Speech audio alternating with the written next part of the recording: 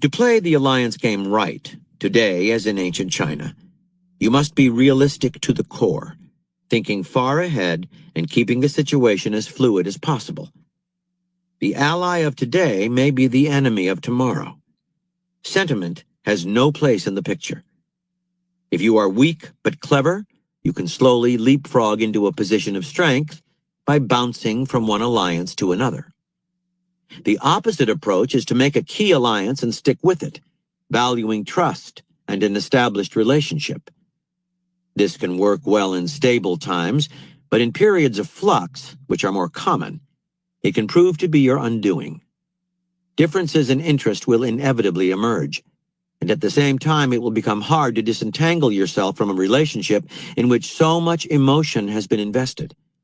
It is safer to bank on change, to keep your options open and your alliances based on need, not loyalty or shared values. In the golden age of Hollywood, actresses had almost the least amount of power of anyone. Careers were short. Even a great star would be replaced in a few years by someone younger. An actress would stay loyal to her studio, then watch helplessly as the roles dried up.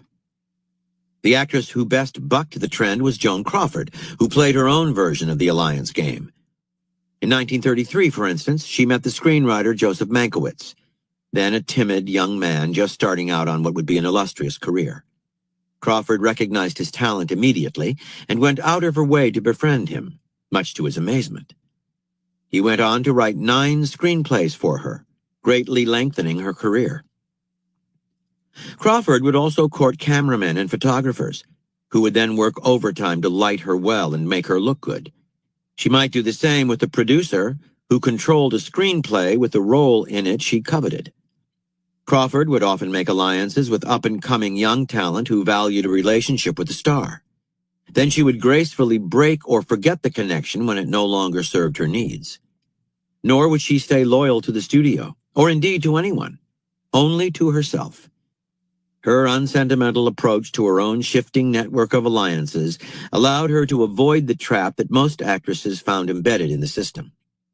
The key to playing the game is to recognize who can best advance your interests at that moment. This need not be the most obviously powerful person on the scene, the person who seems to be able to do most for you. Alliances that meet specific needs or answer particular deficiencies are often more useful. Grand alliances between 2 great powers are generally the least effective.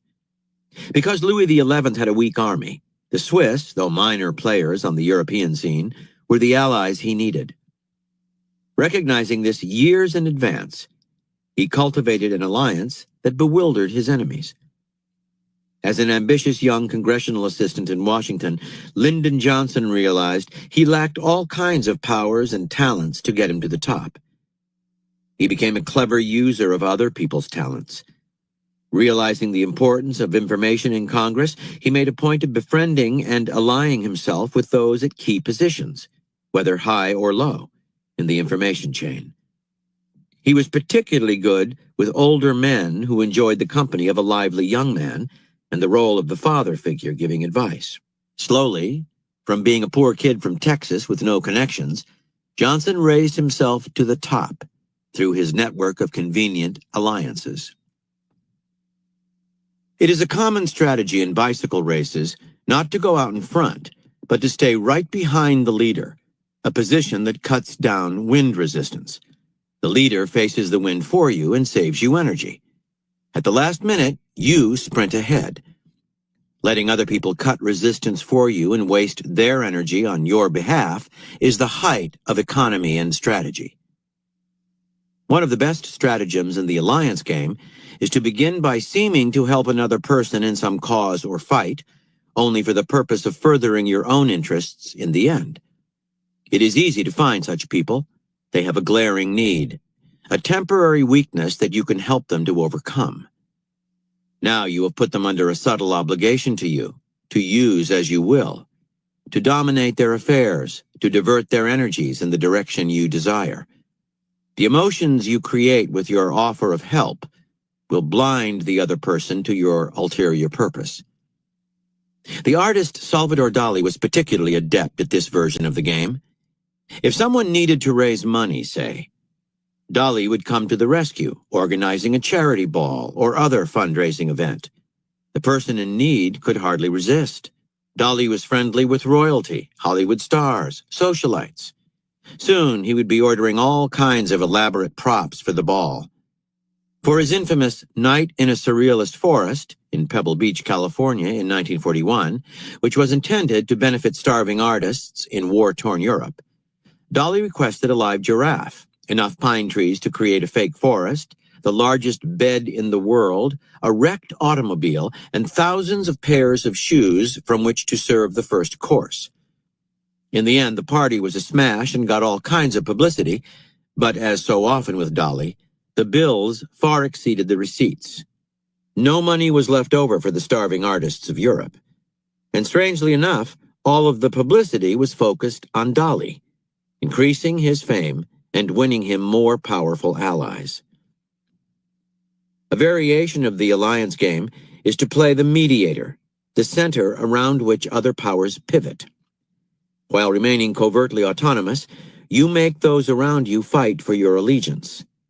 This was essentially how Prince Clemens von Metternich, the Austrian foreign minister during the Napoleonic era and afterward, restored Austria as Europe's principal power.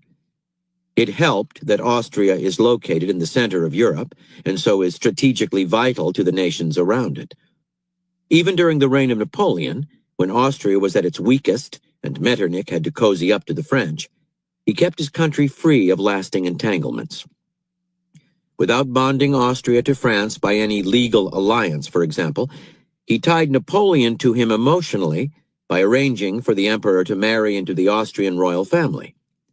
Keeping all of the great powers, England, France, Russia, at arm's length, he made everything revolve around Austria, even though Austria itself was no longer a great military power.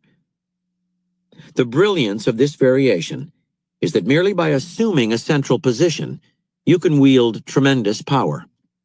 For instance, you place yourself at a critical point in the information chain, giving you access to and control over it. Or you produce something other people depend on, giving you incredible leverage. Or you play the mediator everyone needs to resolve a dispute. Whatever it is, you can maintain power in this central position only by keeping yourself unentangled and courted by all. The moment you enter into any kind of lasting alliance, your power is greatly reduced. A key component of the alliance game is the ability to manipulate other people's alliances and even destroy them, sowing dissension among your opponents so that they fight among themselves. Breaking your enemy's alliances is as good as making alliances yourself. When Hernán Cortés landed in Mexico in 1519, he faced hundreds of thousands of Aztecs with 500 men. Knowing that many smaller Mexican tribes resented the powerful Aztec Empire, he slowly worked to peel them away from their alliances with the Aztecs.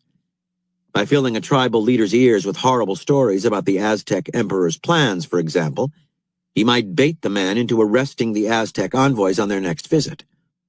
That, of course, would infuriate the emperor, and now the tribe would be isolated and in danger, and would appeal to Cortés for protection. On and on Cortés went with this negative version of the alliance game, until the Aztecs' allies had become his. Your focus here is on stirring up mistrust. Make one partner suspicious of the other. Spread rumors. Cast doubts on people's motives. Be friendly to one ally to make the other jealous. Divide and conquer. In this way, you will create a tide of emotions, hitting first this side, then that, until the alliance totters. Now, former members of the alliance will feel vulnerable. Through manipulation or outright invitation, make them turn to you for protection. In facing an enemy that is composed of allies, no matter how large or formidable, do not be afraid.